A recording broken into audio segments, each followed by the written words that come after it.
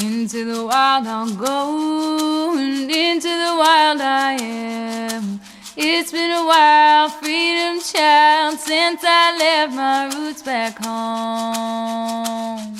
Into the wild I'll go, and into the wild I am.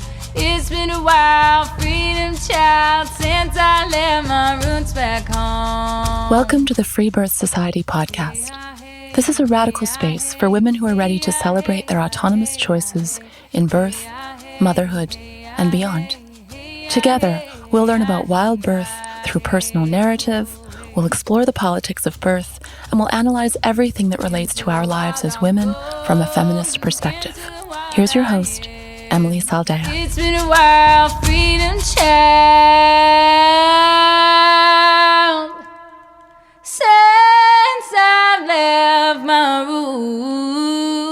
roots back home. Hello, women! We are closing out the year by turning the tables and bringing you an interview of myself on the Terrain Theory podcast. I'm really proud of this conversation and the depth of information we cover. It's one of my best interviews yet, if I do say so myself. I go over my own origin story of finding birth work and my journey towards sovereign birth, which many of you haven't actually heard. I unpack common mistruths and programming of what sovereign birth actually is. We go over the host's own son's birth, and let's be real, I kind of just blow these men's minds.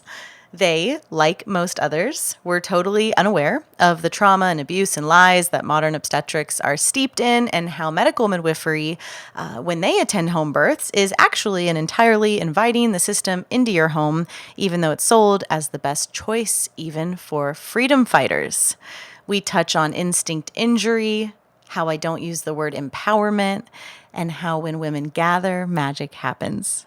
I hope you enjoy learning a little bit more about me and hearing me, as always, speak so passionately about all things birth, totally unfiltered, and oh so candid. If you're listening to this show today in real time and you're about to wrap up 2023 with me, then happy New Year. I, for one, got my ass kicked in 2023 and am very excited to take my stripped down, raw, exposed self with all of my learnings and create a powerful 2024. All right, enjoy. I will see you on the other side.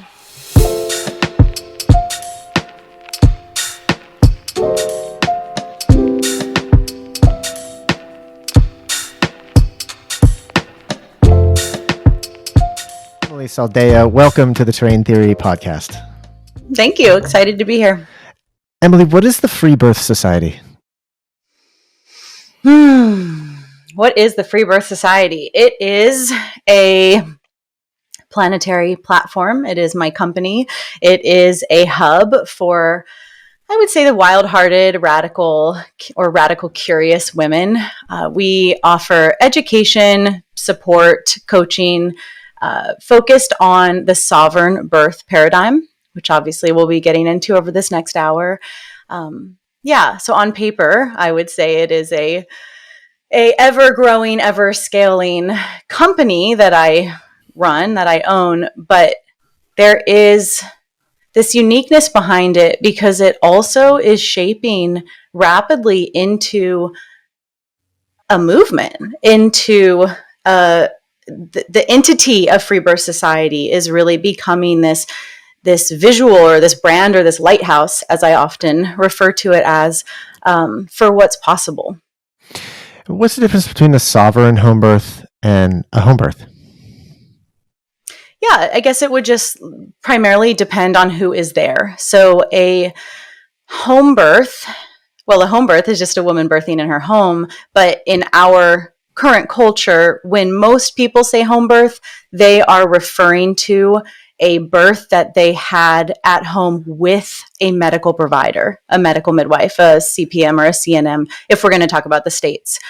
So it's interesting because language, right? How we use language really, really matters. And most people think that home birth is synonymous with birth attended by a medical midwife. Okay. So a sovereign birth is a birth that happens in the absence of medical providers. So who is there in their stead? Whoever the woman wants. Lots of women birth just themselves, either alone with the support of their partner. That's what I chose for my last birth. My first birth, I chose to have my sister, my blood sister, and a friend of mine, a female friend, and then, of course, my husband. So if we're going to zoom out into the full sovereign birth paradigm, I would include, it is what is inclusive in that paradigm is free birth, which obviously we'll talk about in a second, but it is also inclusive of hired birth professionals, but that are outside of the medical system. So I call myself an authentic midwife. I am purposely unlicensed. I attend births. I have no medical training on purpose. I've been attending births for 20 years. The first 10 were inside the system. The last 10 are outside of.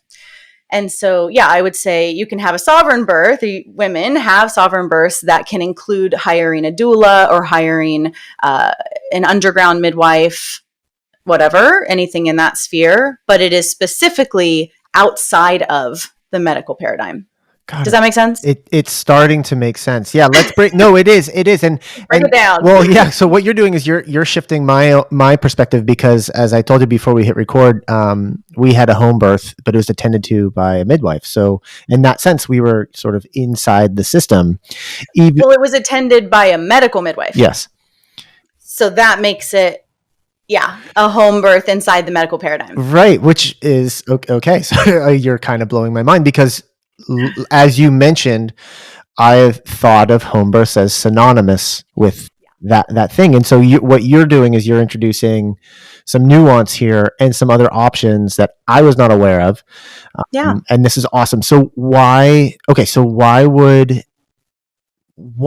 offer this option? What are we doing here? Yeah, what would attract a woman to have a birth outside of the medical sort of system? Like, what attracted you? What compelled you to create this movement?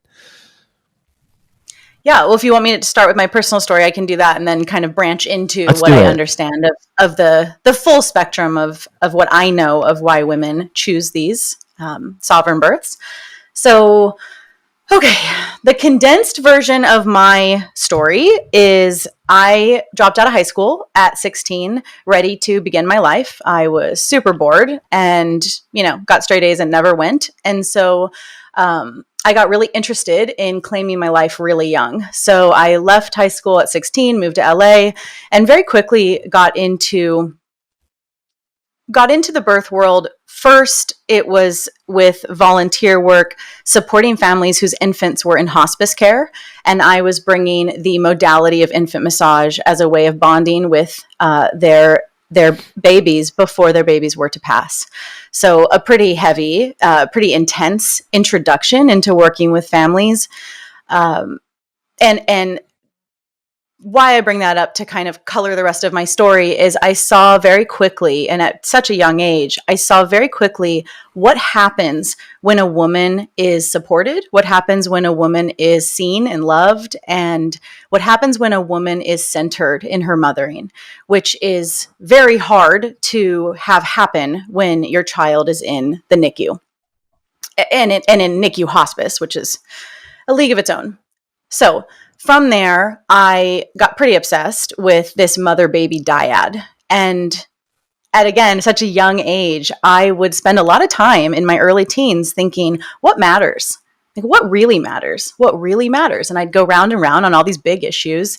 And the long and short of it is I realized, though it is cyclical, for sure, really so much comes down to mother-baby, so much comes down to mother, right? Mother-baby I use as one word, and I mean that wholeheartedly because they are one word. And so that goes into, I am young in my community, so older friends of mine start to have babies, start to get pregnant. I'm in the yoga community of LA. So my friends start to invite me to their births. And so, of course, I'm a yes. I start to see birth. My first round of births were all home births with medical midwives. And yeah, from that perspective of 17 now, having no critique of the system, it seemed like the most magnificent thing I've ever seen in my life, right? I'm seeing birth. I'm seeing people come out of people. Like, what's more interesting than that? And so I'm feeling, okay, yeah, I got my thing. This is what I'm going to do. I'm going to take some trainings. I'm going to read the books. And then I go to my first hospital birth. And that's when really everything starts to shift. It's one of those markers, in my life. So I go to my first hospital birth. It's a friend of mine who I cared for very much. And what I realize now, or, soon thereafter, was all I saw was a very, very standard induction into coerced surgical birth, covered in lies, manipulation, and abuse. But I didn't understand that yet. It was my first birth. I'm 17, right? So I attend this birth. It was horrific. And it ended, she was coerced into a C-section saying, your baby is definitely too big to pass through your pelvis. This is a common lie that they use. And they said, your baby is definitely 10 and a half pounds. Now, I didn't know yet about the scam of ultrasound. I didn't know yet about the giant discrepancies and, fallibility of ultrasounds. And so this mother agrees. She has the C-section, and the baby is 7.5 pounds. And so I left there and got on my knees in a parking garage at Kaiser Permanente and looked up at the sky or at the parking garage and just was like, all right, I'm in. Like, I'm in. I don't understand what just happened, and I am committed to understanding what just happened. So I'm going to fast forward through a part of this because then for the next 10 years, I work in the system. I am taught that reform works. I am groomed by mainstream doula organizations, mentors, associations, that being a doula and being a medical midwife or a medical midwife's assistant, which is what I did for many years, was how I affect change. That was how I help. And I believed it until I didn't. So I, in that time, attended hundreds and hundreds of births. I was incredibly successful in my doula company. I also ran a nonprofit that supported non-live birth outcomes for all of Los Angeles. And so I have a kind of a unique amount of experience in bereavement care. And that brings us up to 10 years ago where I had this light bulb moment. I had been to many births in a row that were incredibly abusive, and I had begun to get language for what I was seeing. There is some layer of embarrassment that it took so long for me to put these pieces together, but it really speaks to the amount of gaslighting that is within the overculture of birth, because everywhere I looked, everyone was normalizing and doubling down on what I was witnessing. So I felt very lost. I felt very conflicted. I had a tremendous amount of secondary trauma from witnessing what I was seeing, and I was alone. I had no one in my life that I could find who was attending births outside the system, who would even speak to what I was trying to bring up in our community. Okay. So I attend a series of incredibly abusive births, one after the other. It's just how it went that week, that they all went like every other day. And it was so bad. I don't know, I don't need to go into it here, but there was, on the scale, there was a lot of sexual assault. There was a lot of obstetrical violence. And I mean being held down, instruments forced in her body while she's screaming no. I mean, I don't use these words lightly, like very significant. So after my last birth, that was a unnecessary home birth transfer due to the rules and regulations of being a state-owned midwife in the room, which is what we'll get to about your guys' birth if you want. I witnessed some really horrific treatment in the hospital to this mother and baby. And I left that birth. Now we're 10 years past that first one. And I looked up to the sky and I said, I'm done. I will not do this anymore. I will not accept money to attend births and pretend like I can stop what I'm seeing. It's a lie, and it's incredibly unethical. And so I had a real, face-to-face with myself and realized not only is it unethical to continue the career path I'm on, but also that no one in Los Angeles that I had attended births with, and I've been with all the midwives practicing at that time. I wouldn't go near any of them for my own birth, which I was in the early stages of conscious conception. So realizing that there was no one I would attend myself with was really my light bulb moment of realizing for myself, as I was considering calling in motherhood, that I myself, the only answer would be to birth alone, to birth outside the medical system, because I had a decade deep relationship of the reality of it. I'll stop there if you want to say anything. It's a remarkable story and a remarkable journey. And I appreciate you providing context to the beginning of our conversation. I really, when we were, so my son is 7, I think knew pretty early on we wanted to have a home birth. It was not an option on the table that was discussed, that ever entered in my head, that you would have a birth at home without someone there attending.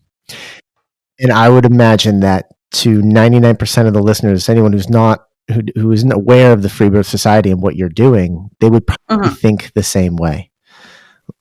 Well, let's use our correct language. So when you say someone attending, you mean a medical provider? Yes. Because I attend. Sure. Right? Yes. Yeah. Like a certified, our midwife is a certified professional midwife, and of course. And you think, okay, this person has authority. They have the know-how.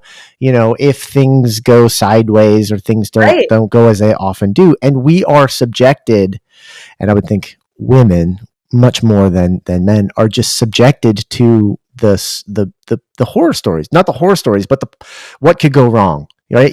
This is what funnels you into the system in the first place, to have a hospital birth, is all the things that could possibly go wrong, and you need to be there to make sure that they don't, and in the event that they do. I'm just saying this is what everyone's told. Of course, the narrative is the most responsible thing you do. Yes. If you give a shit about your child. Yes. The most responsible thing you do is you go into the hospital and you give your authority and your sovereignty and your autonomy over to the industrial medical complex, and they now are in charge of your wife and your baby. Yes. And that is the responsible, smart way that increases the likelihood that your wife and your baby will be safe. So then when you do the pretty radical thing of having the home birth, you better still toe the line. You still need a medical provider there. You still need someone in charge of your wife and your baby. Yeah. I have goosebumps. Yeah, because I get it. I have goosebumps because of the way that you are articulating this. Okay, so so what are you feeling right now? Just reflecting on the birth of our son Grayson, and some of the challenges that were faced at that time, and thinking, first of all, how thankful and how grateful that I am to this day that we did have a birth at home, starting there.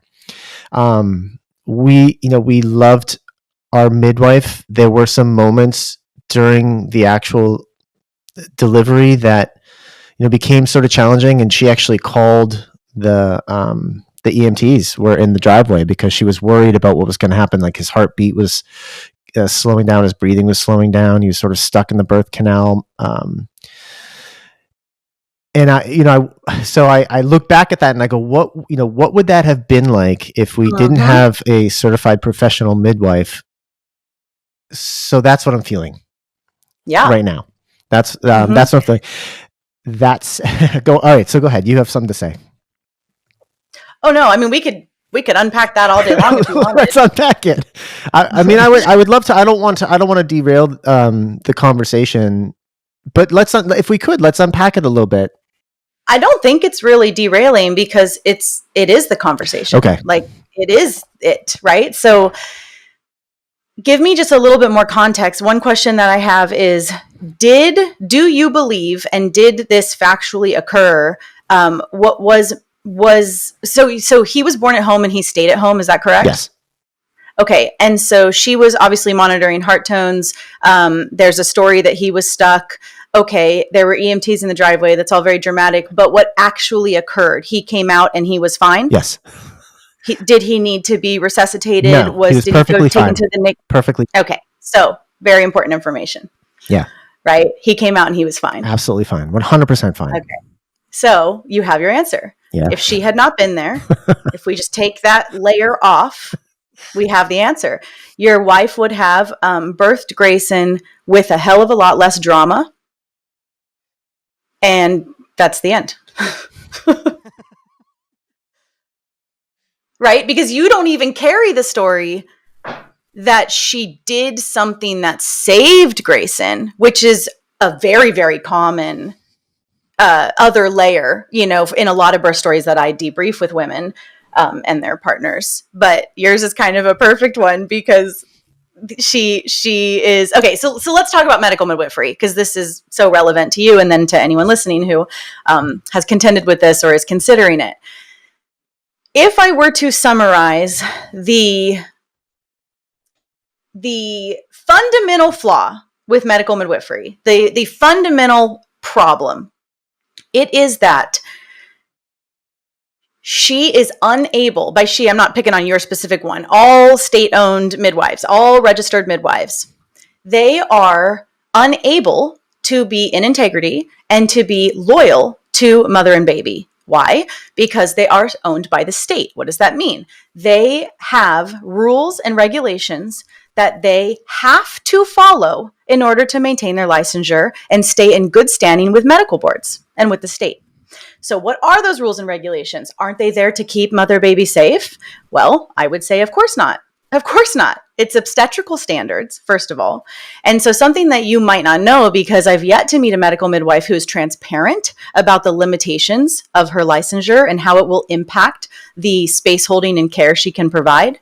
What you don't know is that the government is in your birthing room. The government and the rules and regulations of your state are here with you when you hire that woman. Therefore, she doesn't really work for you. Her loyalty is divided. And if her loyalty is divided, it's not with you. So I'll dig a little deeper in to really contextualize that for anyone that this is new for. But I just want to pause here to say, I find that incredibly unethical. And I don't want that anywhere near me and my family. Okay. So, go ahead.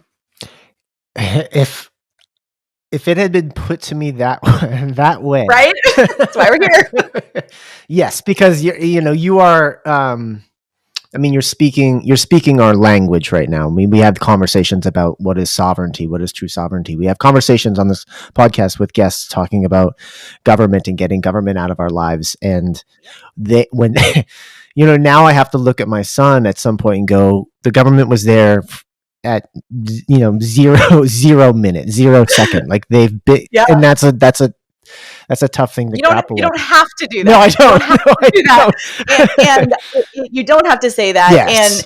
But it is an interesting point that, yes, totally. I think this is such an interesting conversation because no one wants to touch birth. There's all these freedom fighters out there being like, no jabs. I'm a freedom fighter. The government's not going to tell me what to do. But would you make sure my wife's okay in birth? Would you definitely tell me when I need to go to the hospital? Like, hello, no one's looking at the thing that starts our lives. The origin of what grooms us into society is with these medical providers. No one's touching it. It's so interesting. Yeah. Emilee, I can see why many people would be coming and flocking to your movement.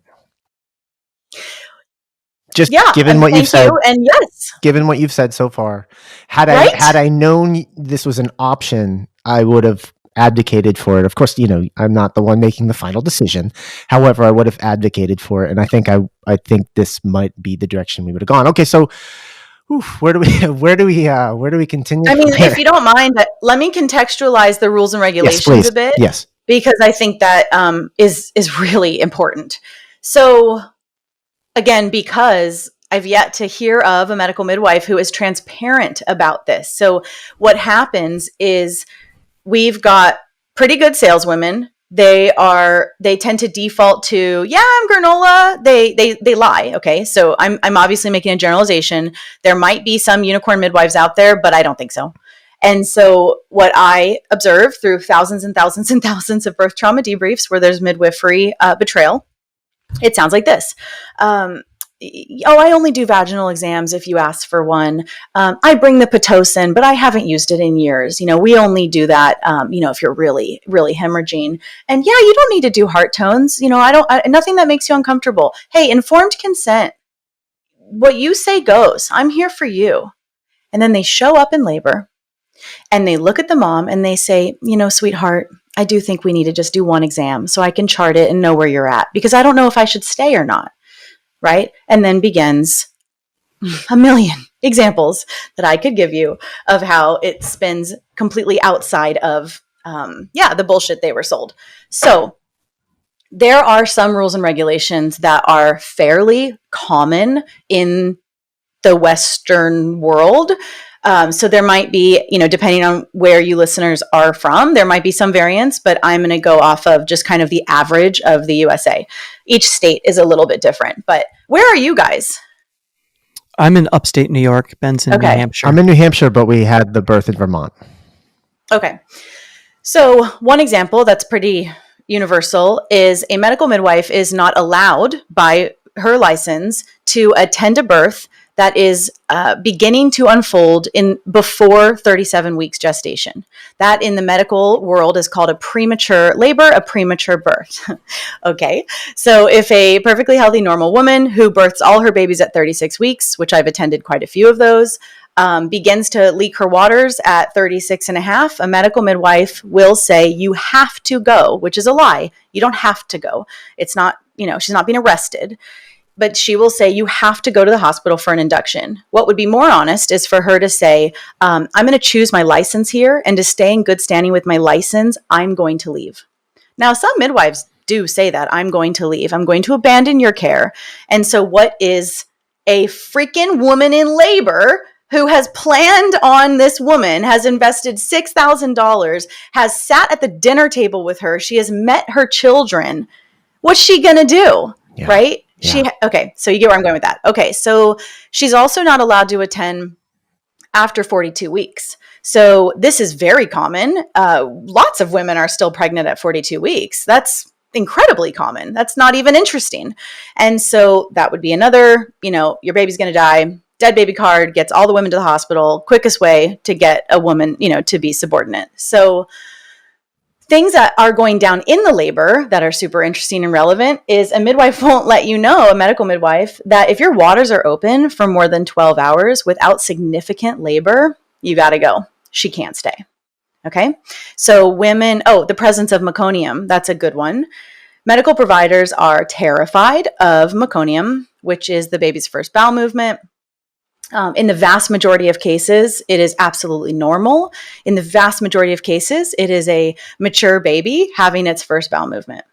It is possible, of course, it is possible that the release of the meconium, the release of the bowels could be a sign of distress. It's possible. Is it likely? No, especially in a normal physiological, biologically unfolding birth. Is it possible? Yes.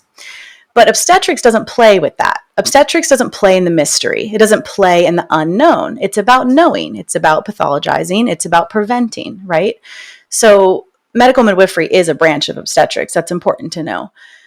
So something that I take the biggest issue with is, so in the presence of meconium, that's just usually a transfer to finish that thought. They're not messing with that. Okay, so let's get into third stage management, because this is one of the most fucked up ones. Active third stage management is required by a medical midwifery license. active third stage management means, so third stage is the birth of the placenta. So baby is out, and if you are with a medical provider, so your midwife, you have a couple of minutes before she begins active third stage management. If you're lucky, you maybe have a couple minutes. By you, I mean women. And so what active third stage management means is she will begin to pull the placenta out of the woman's body, which is likely still connected to the uterine lining. And it is also likely still giving the blood transfusion that nature is designed to do to your incredible baby, getting all of his or her organs online, right? A very, very significant part of the design for a healthy mother baby.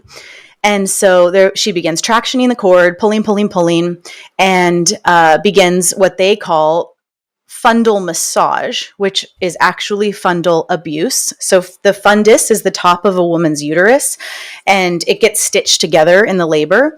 And so they will vigorously rub it and push on it while the woman writhes in pain and screams. And she says, it's to get your placenta out, honey. I know it hurts. I've seen hundreds of births without fundal abuse go just perfectly fine. So it's fundal abuse, it's traction of the cord, and then the mother gets shot with Pitocin in her bum.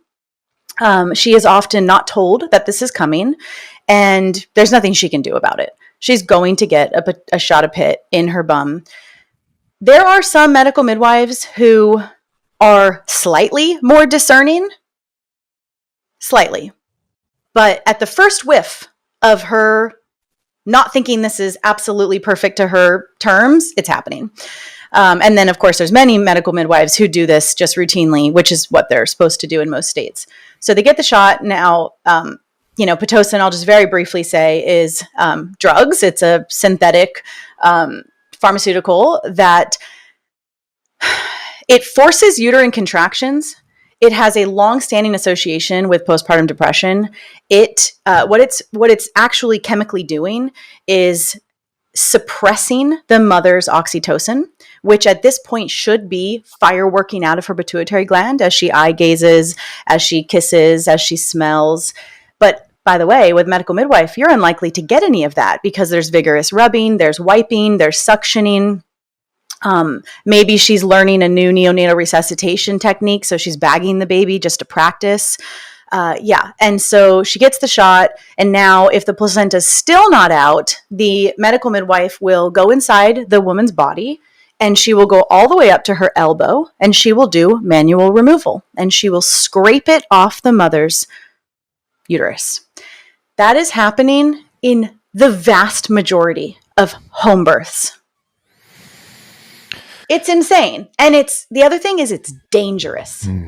So a lot of what happens here is that they create, and by they, I'm referencing medical midwives and OBs, RNs, anesthesiologists, the obstetrical model meddles, creates problems, manufactures problems like hemorrhage, like shoulder dystocia, and then fixes it, or at least tries to, with really expensive surgery.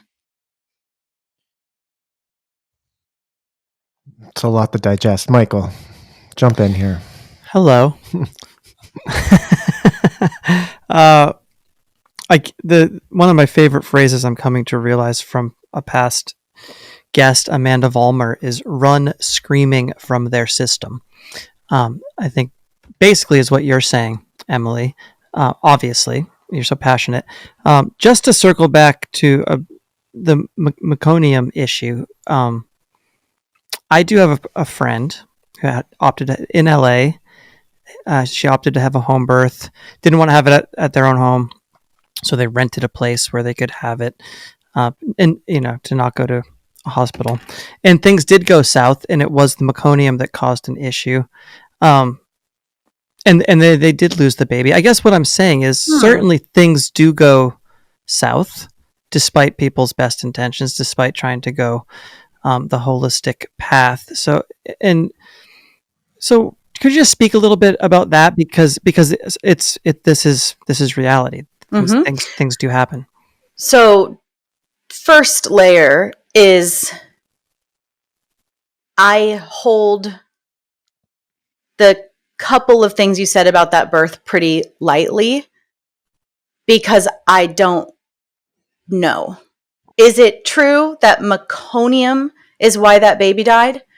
Because I've seen resuscitation mess babies up. I've seen Pitocin kill babies.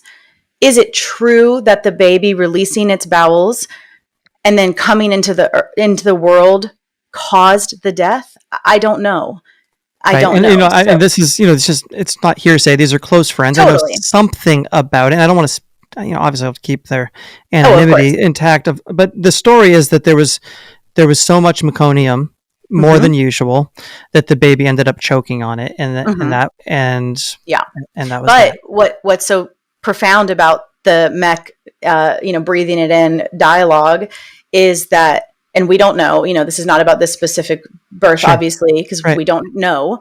But what I have seen in the system is, okay, this is really important. So I'm going to back up for a second. So when a baby comes out and remains intact, the baby comes out and its lungs are secondary as an oxygen source. It is not the primary. It will not be the primary until it is. And they can take multiple minutes to transition. They are still receiving, I mentioned the blood transfusion earlier, the placenta is holding on to, somewhere between maybe a half to a third of the baby's blood volume, and it will release that once the baby is outside. And so there's a transitional period where the baby doesn't have to figure out how to breathe with its lungs right away. And so it allows for an incredibly gentle and paced transition. Now, when a baby is cut right away, which are many, many, many medical midwives practice still, they don't get to transition. They are forced to figure out how to breathe. So if meconium is, so all babies inside have mucus and fluid and possibly meconium in their mouths, in their noses, it's all wet and mucusy in there. So when the baby comes out, it's normal that there would be mech and mucus and fluid in a baby's mouth. If a baby is cut and forced to, you get where I'm going with this, to suck into as a reflex can create problems. You don't really see that with an intact cord. And I'm not saying any of these are like black and white, because they're not, right? But you're providing nuance, and you're saying there can always be more to the story. And it's funny because it's a permaculture principle. It's like you're always building backup systems. Of course, the human body would create backup systems upon backup systems for this most critical moment. Right. And it's life. Just it's so important for us to, if we're interested in investigating our own relationship to life and to death and to birth, we have to hold, when we hear these stories, the okay, and what else happened? And what else happened? And what else happened? And know that we don't know. And so it's just not as black and white as these stories that get passed around, sound. To get to I appreciate that. To get to the, larger, super important conversation is, and what if the baby dies? And yes, what if? That is something that all women choosing a sovereign birth paradigm birth will contend with, because it is, on the fringe, because it is not the norm. Many women who birth in the system, will admit that they never even considered that because the doctor has it, right? Right. So what is true is that all species experience stillbirth. Nothing in the development of science and technology has eradicated stillbirth. Life ends at every stage, right? So pregnancies end at all trimesters. Infants die. 60-year-olds die. Life ends at all stage. Okay. So first we just need to remember that, because we come into these conversations with this, thick programming that says babies aren't allowed to die. If that does occur, someone is to blame, right? And obviously we all can, relate to this, this thing that is taught to us that, is in the zeitgeist without necessarily saying it, which is if a baby dies in the hospital, we get to say they did everything they could, right? And if a baby dies at home, you irresponsible, neglectful mother, you should be jailed. Right. Okay. So death is a huge conversation in the free birth community. What I guess I have to say about it in a nutshell is when you understand normal physiological birth and how to best protect it and support it, you actually realize that birth is inherently quite safe. Does that mean it has eradicated sometimes babies will not come here? Of course not. But we have to call in the conversation of spirit, of mystery, of karma, whatever else, whatever words we want to use for what else is in the room when a soul comes to this planet. And I'm no authority on that. I can't speak to that. I have no idea what's happening. But I do know something's going on beyond just the mechanics of birth. Okay, so again, my work is so... I think it's so interesting as someone to speak on death because I have supported so much non-live birth outcomes with families because of the nonprofit that I used to run. And so I used to be passed from medical midwives when they knew I was doing this work. Medical midwives would say, hey, my client lost her baby. She still wants to birth at home. Will you attend her? Of course. And so I got into this kind of interesting pocket of being with women who had lost their babies and didn't want to go be induced, be C-sectioned, still wanted an at-home funeral, wanted to hold her baby, be with her baby, which taught me a lot. And it's profound. So yes, what if? And the path to navigating what if is incredibly subjective. It's so personal. There are, and usually this is for the dads, there are 5 or 6, I would call them almost black and white emergencies that we don't fuck with. If they present, it's very obvious, it's very serious, and you are grateful that there's a surgical room in your county. Right? Now, what people just cannot comprehend because of all the shows and all the stuff is those almost never happen. They're so rare, I don't even find them interesting. They're so rare. And being where I am, where I'm tracking tens of thousands of sovereign births, I've heard of 1 cord prolapse. I'm trying to think of what I've heard of 1 transverse position at the time of birth. I've heard of one placental abruption. 1. I've heard of no hemorrhage. I've heard of no maternal death. That's pretty significant.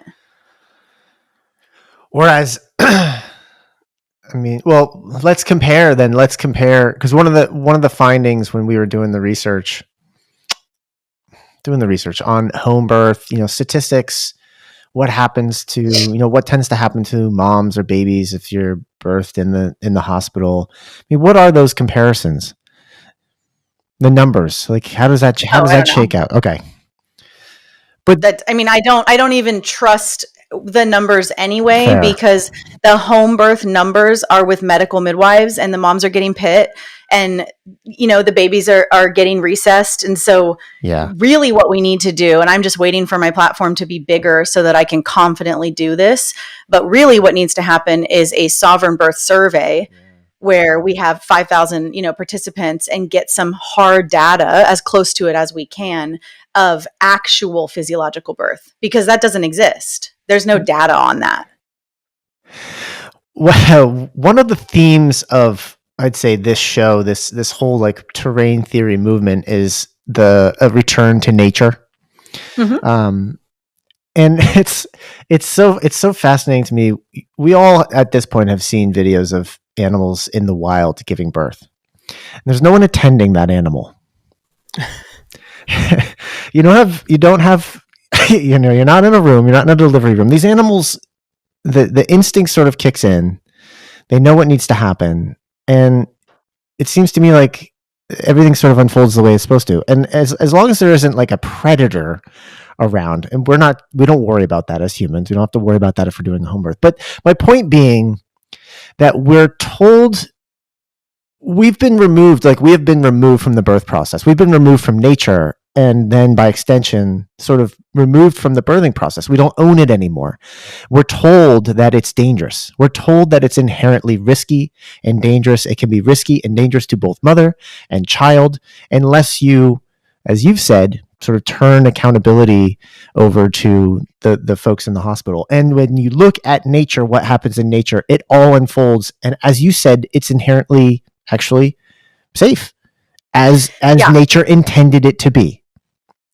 Like everything in nature is oriented towards us surviving and towards us healing spontaneously and thriving. So if a predator were to present, all mammals, including women, would stop birthing, which is exactly why when women get in cars and they go to the hospital, all of a sudden their contractions go away. All of a sudden their cervix is now getting monitored and, at 2 centimeters instead of the 8 that it might have been at home. Well, duh, because she just showed up into a pride of lions. So what's interesting, women we are groomed to override our animal body, but our animal body doesn't lie. Our animal body can't be told, no, these people are safe. You definitely want that vaginal exam. The animal body doesn't want the vaginal exam. So in nature, and actually even more interestingly, zookeepers know that you leave an animal alone. If you Google what to do when your cat births, it will say, leave it alone. It's, it's really interesting. And the term for this, my mentor is an elder midwife. Her name is Sister Morningstar. One of my mentors, she uses this denaturing, concept. She refers to it as being instinct injured, that we as a people are instinct injured. Wow. And that resonates so much. And she talks about birthing in captivity and the results of birthing in captivity versus birthing in the wild. And this is what we are. I birthed in the wild, you could say, because I had no medical framework. I had no management. I had nothing. I had me. I had my husband. I had my bath. I had my toilet. I had my bed, and I had my mother with my daughter. And birthing in captivity, you all know what it looks like. It's technology. It's surveillance. It's charting. It is getting up on a bed, being told how to push, being told when to push, being told when you can go to the bathroom, being told when fingers need to go inside of you, being told to scream less, being told you should numb out, being told you need the fentanyl, sweetheart. Let's get you as disassociated and numb so that we can strap you down, literally strap you down and pull your baby out. And every single procedure has a pretty big dollar sign associated to it. So birthing in captivity doesn't work well, right? And again, just to bring it full circle, to the point that zookeepers know that you leave the giraffe alone. No one's allowed near the giraffe. So it is the instinct injury, but it is also, big pharma takeover. It is also, what has gone down in the last 100 years, 200 years even. The midwifery takeover has been one of the most significant and interesting, successful smear campaigns, I think, in American history. Home birth was the norm until very recently. We've really, depending on your lineage, it's only 1 or 2 back that we were all home birthers. Yeah. And the narrative is, weren't women dying in droves? Surely this is worth it. Surely the white coat is helping keep us safe.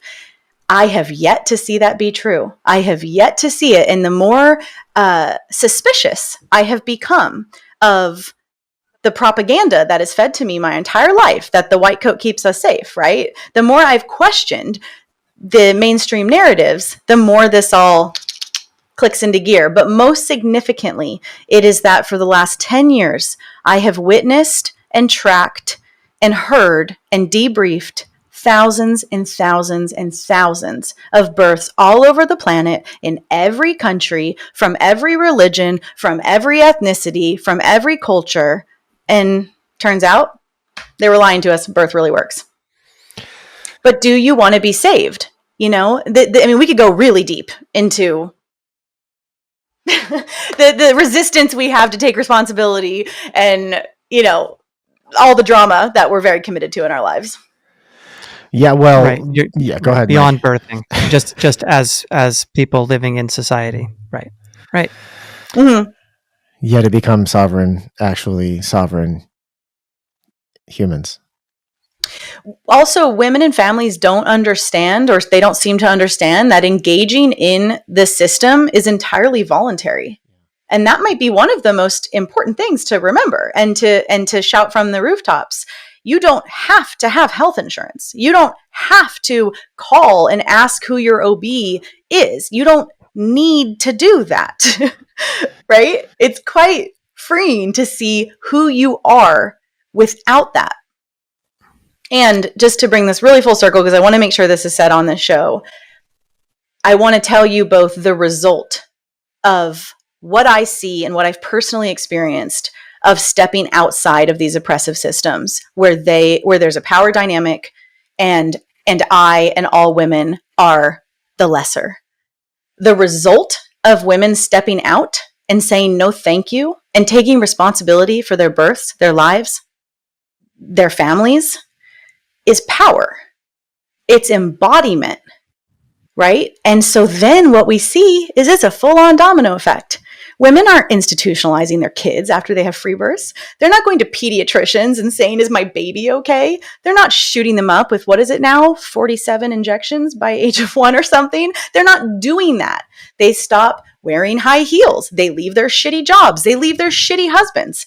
All of a sudden, they heal their anorexia and their lifelong binge eating, behaviors. Like, women start to fucking heal. It's so big.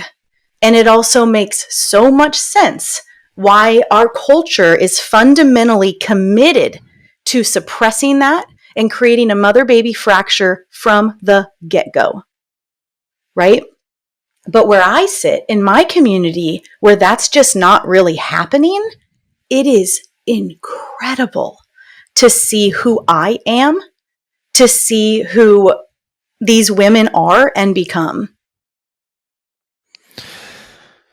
Michael. Yeah, well, you are a force of nature. You truly are, and it's very inspiring to hear you hold court. I don't really want to say too much. I'd rather just listen to you. But I'll say one more thing. I think what is well, you would know infinitely more than me. I imagine there must be others like you, but you're certainly a shining, blazing comet of articulation of deep truths. But what I think the reason that you are who you are is because you got into this so young, right? It's like, you said you were 16, 17 years old, and all of a sudden you're down on your knees in a parking garage saying like, something ain't right here. And it's similar, Ben, when we talked to Victoria, like this, when somebody like is turned on to the system being a fraud. Ruthie always reminds me how I had the system is a fraud bumper sticker on my Volvo when I was 22. And I was like, it's like, yeah, I was right back then. Like it took me another fucking 20 years to do something about it, but I knew. You're marinating. Yeah, exactly. But I think that's why your fire, to me, I'm just meeting you today for the first time, but it seems to be so bright, is because you really, you got the message really early and really young. And that seems to be, this just comes down, what does that come down to for our culture? Like, how do you reach the youth? How do you educate? How do you instill these values, from the word go? I mean, it happens in our families, right? Like my daughter and son, this is their reality. Yeah. They've never been to a doctor. They only know an intact mother, and so how that creates an intact family and intact births, and then the ripple effect, it just becomes the norm. I mean, it happens. It can happen really, really fast. And yes, my personal level of experience is unique right now. My creative partner has also been working in the world of birth for 20 years, but she's never worked in the system. And so you guys should have her on. You think I'm articulate? It's insane the way she can break spells with her words. So she's incredible. Her name's Yolanda Norris Clark, and would be a great guest. She also just came out with a book, so that would be fun to talk about on ecstatic birth. Anyway, so she's definitely another powerhouse and light in this, who also has the same amount of experience, but in this different way, because she's had 9 children, all at home, sovereign births. She's pregnant with her 10th. And then, of course, we have our foremothers. We have the women who have carried this movement more underground. What's unique about what I've done is, because of my generation, just my time in history, I took this into Instagram, podcast, the way in which this work has carried just through the time I'm in is pretty unique to me. And what's so beautiful to track is that in just 6 years, now a lot of our phrases have just become normal phrases. Free birth is becoming a normal choice for home birthers.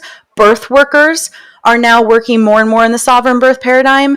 I mean, it is crazy to see how fast women are waking up to this, which also doesn't surprise me, because women are smart and they want their babies to be great and with them and not taken. And so, to bring back to what you said at the very beginning of this episode, why would women choose this? One of the most common ways that women come to this choice is after first being abused in the system, right?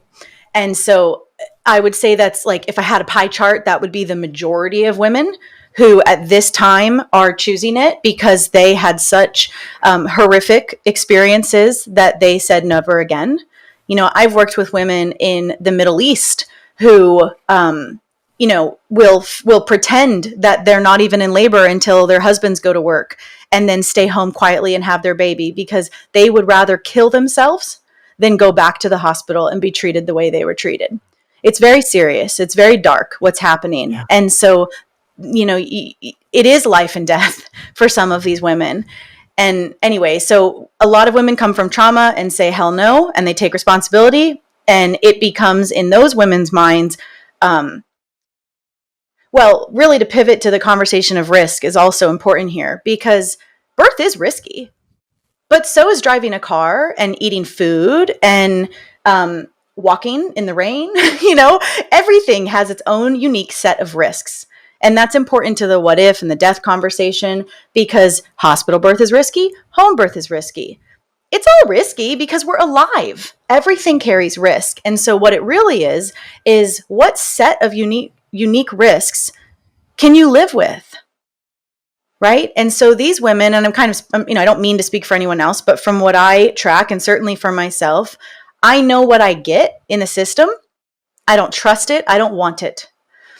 That does mean that when I birth at home, I am risking a possibility that my baby could need an OR, or I could need an OR, and I would be an hour away from one. Yes, I can live with that. I also want to say something you're really not allowed to say, but if my baby were to die, I better be at home. Yeah. I better be at home with just my husband and my daughter and my son and my community. I mean, sovereign death is incredibly important to me. That doesn't mean I want my baby to die. That doesn't mean I'm reckless. Of course not. It's an interesting, you've come to the other end, the alpha and now the omega. And this is a completely separate conversation, but it also is, we're looking at all of society, but sovereign death. We're not afforded that either in this culture, are we? How many? It's not the other end though, right? Because death and birth are often in the room together. Sure. And that's not implying that babies often die. They don't often die, but yes, it is actually all, there's a saying in the birth world that you birth how you live. And I would add that you die how you live. Yeah. And so what I know is true is that the vast majority of babies coming into the world are born on drugs. Yeah. And the vast majority of people leaving this earth are on drugs, and they die on drugs. And that's a no for me. Amen. Emilee, we're almost at an hour, and I don't know where the time went. You're certainly leaving me with a lot to think about, a lot to reflect on, a lot to think about. I can only imagine the same for the listener.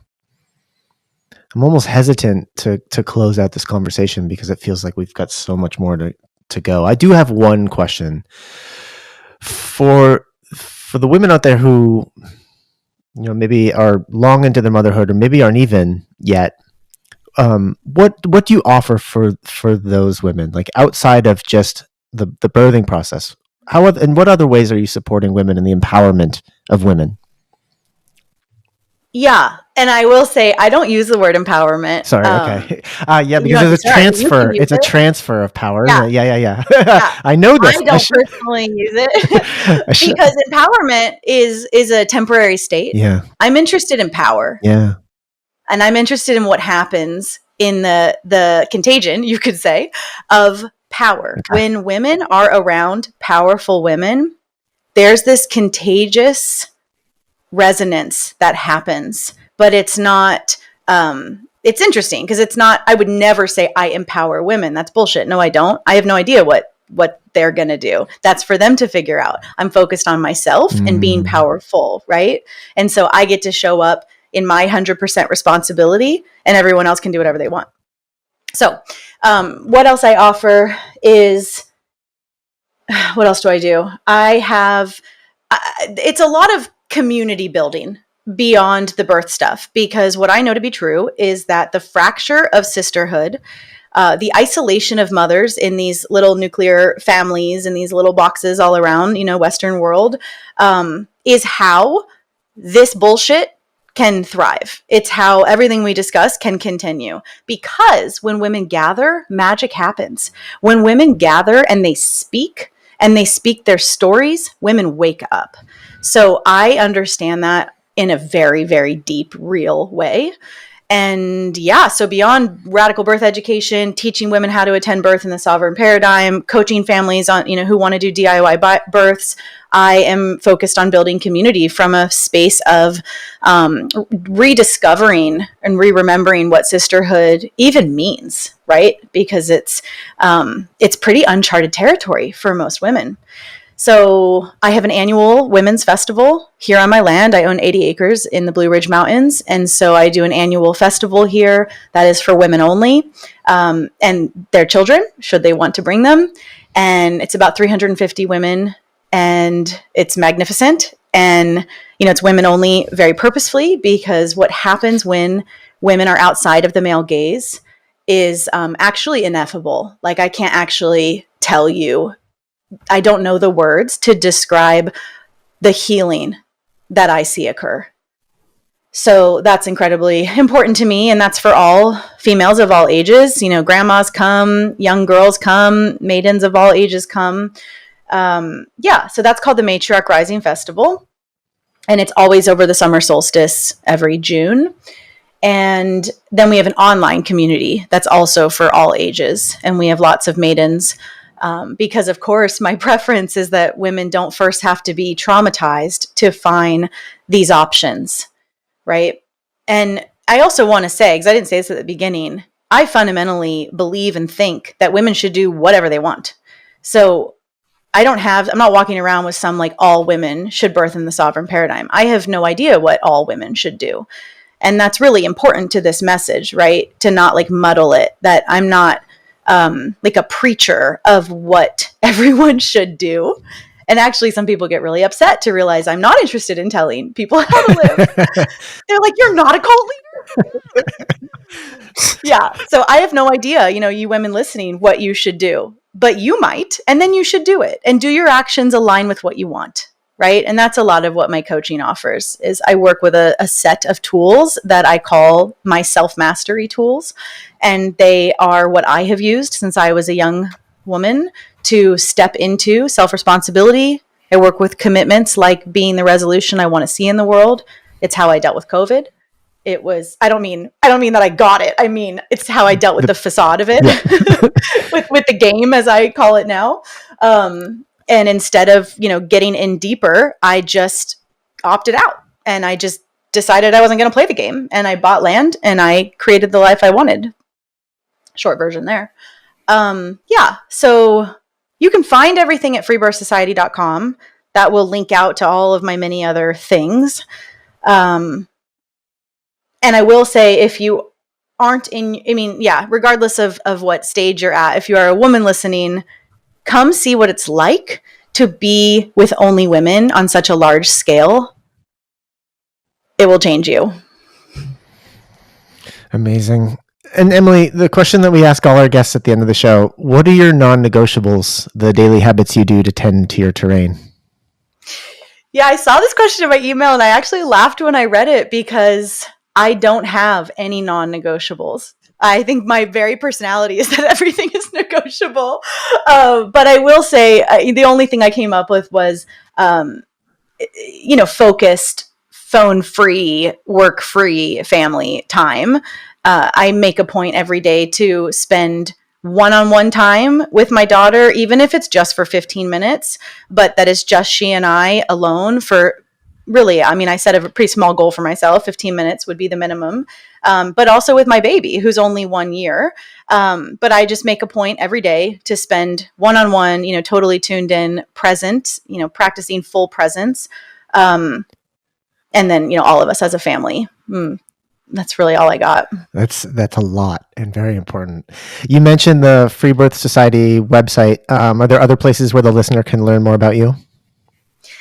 Everything really will come from that. You can look at matriarchrisingfestival.com. I'm on Instagram at Free Birth Society, where I share a bunch of free birth videos. And so that can be really, really helpful to see what it looks like. In fact, I just posted at my son's 1 year, the first 5 minutes of my son's life, which is really an important watch because he had a slow transition, as did my daughter, but I've never posted that. So I posted it and it very rapidly went viral because people don't see normal transition. And it's interesting, in the comments, there are hundreds of medical midwives and anesthesiologists and RNs being like, that baby needed a breath. That baby's floppy. He's going to have brain damage. Boom, boom, boom, boom, boom.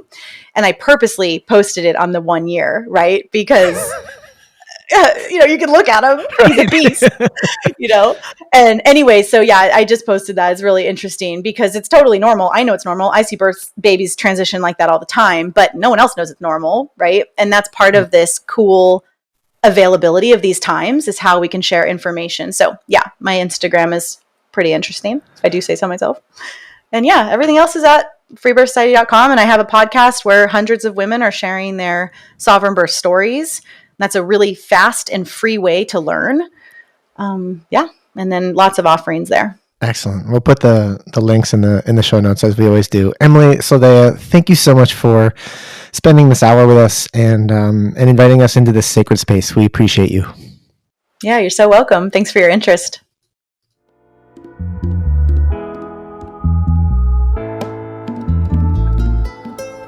I hope you enjoyed the show today. You can support this podcast by donating to it on freebirthsociety.com and leaving an awesome review on whatever platform you listen on. The more reviews, the more visibility the show gets, so let's spread the word of sovereign birth.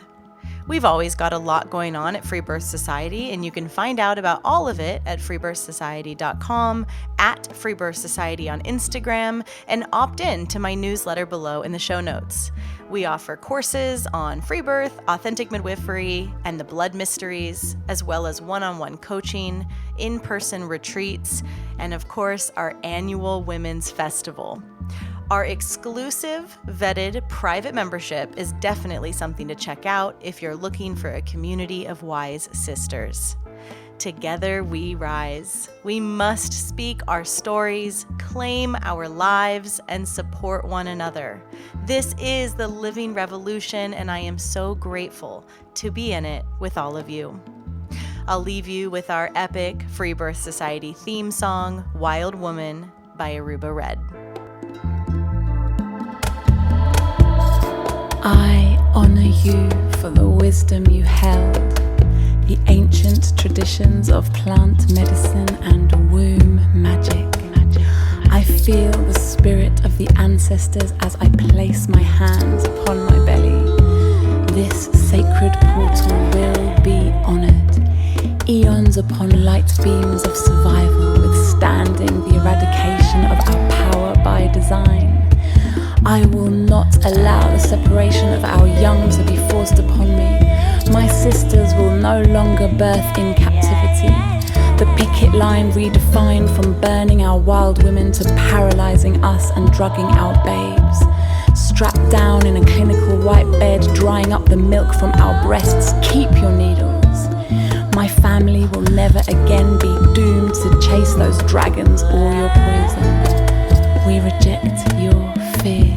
We choose love. Everything with intention.